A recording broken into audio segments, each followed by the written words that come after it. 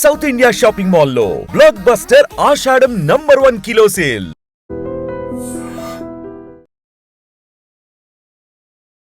Welcome to iDream news. This is Pawan. So భార్యలు భర్తల్ని చంపడం అయితే కంటిన్యూస్గా మనం ప్రతి చోట వింటూనే ఉన్నాము. ఆ దారుణం ఏంటంటే అతి కిరాతకంగా చంపుతున్నారు. ఇష్టం లేనప్పుడు ఆ విడిగా ఉండే వాళ్ళకి ఒక ఆప్షన్ ఉంది, అది ఎందుకు చూస్ చేసుకోవట్లేదు? ఆ డివోర్స్ ఇచ్చి ఆ విడిగా ఎవరి దారిన వాళ్ళు ఉండొచ్చు కదా. కానీ ఎక్కడ చూసుకున్నా సరే వాళ్ళకి నచ్చకపోతే భర్తల్ని చంపేసి మరి ఎవరైతే ఇల్లీగల్ రిలేషన్షిప్ పెట్టుకున్నారో వాళ్ళతో వెళ్ళిపోతున్నారు. సో అదే తరహాలో మళ్ళీ హైదరాబాద్లో మరో సంఘటన జరిగింది. ఆ బాచుపల్లిలోని రాజీవ్ గృహకల్పనలో అయితే రామ్దాస్ జ్యోతి ఇద్దరు నివసిస్తున్నారు. సో వీళ్ళిద్దరికి ఆ పెళ్ళయి చాలా సంవత్సరాలు అయినట్టుగా చెప్తున్నారు. మరి ఏమైందో తెలియదు.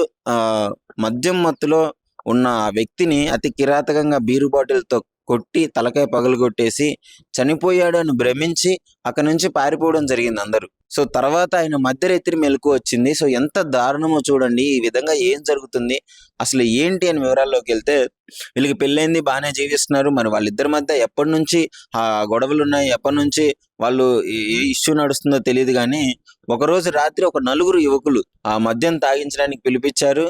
సో తాగారు, మద్యం తాగారు, మొత్తం అయిపోయింది.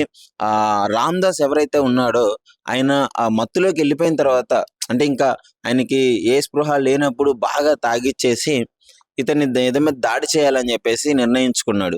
దాడి చేసిన తర్వాత తాగాడు మొత్తం, అంటే ఇక ఫుల్గా ఎక్కేసింది అతనికి.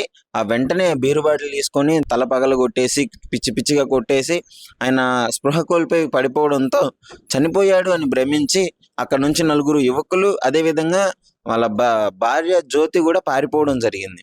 సో వెంటనే ఆయనకి మధ్యరాత్రి మెలకు వచ్చింది రామ్దాస్కి.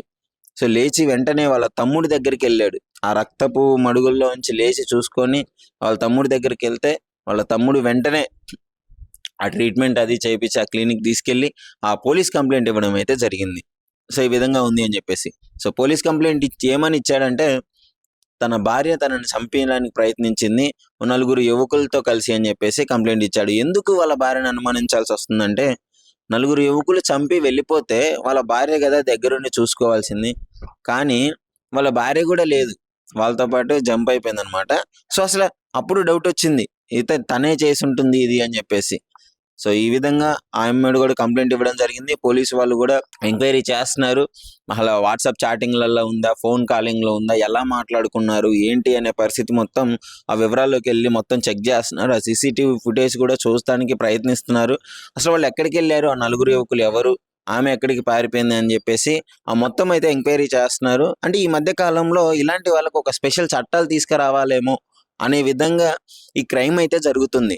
అంటే 1-2 చూస్తే అనుకోవచ్చు, కానీ ప్రతి చోట ఇదే, భార్యలు భర్తల్ని చంపేయాలి, చంపేసి వెళ్ళిపోవాలి అని ఇదే కాన్సెప్ట్. వాళ్ళ మైండ్లో అయితే చంపాలి అనే ఆలోచన ఎందుకు వస్తుందో తెలియదు. కానీ ఆ భార్యలందరూ భర్తల్ని వెళ్ళి ఇదే విధంగా చంపుతున్నారు.